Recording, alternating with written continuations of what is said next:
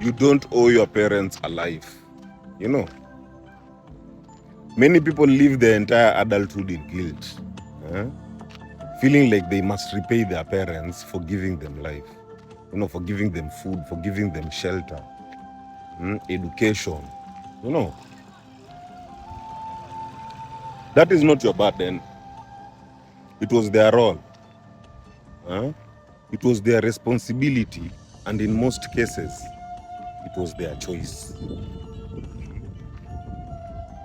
Living as if you owe them creates resentment. It creates obligation. And it creates an identity that is not truly yours. You were not born to repay a debt. You were born to live fully. You cannot go back and pay them for every meal, every school fee, every sacrifice. But you can honor them by becoming someone who's grounded and whole. Becoming someone who builds a name that commands respect. Becoming someone whose presence reflects the foundation that they gave you. Even if it was imperfectly. When you rise, when you do good work, when you live with integrity, then people will be like, who raised you? Because those people did a good job. And that is how you return honor to them. Not by giving back what you received, but by multiplying through your life. For those who had painful, abusive, or even neglectful parents, this is still true, but it looks different, You don't have to force yourself to honor toxic behaviors.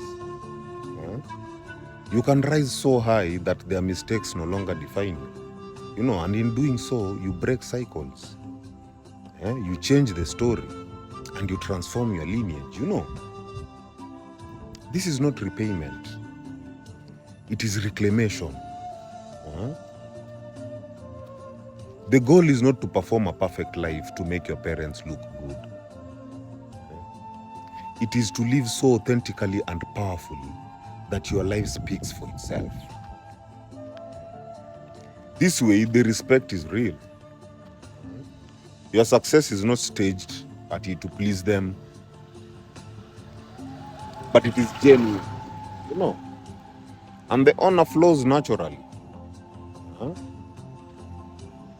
Spiritually, you are the continuation of a line. You are the branch that carries forward what was planted before you.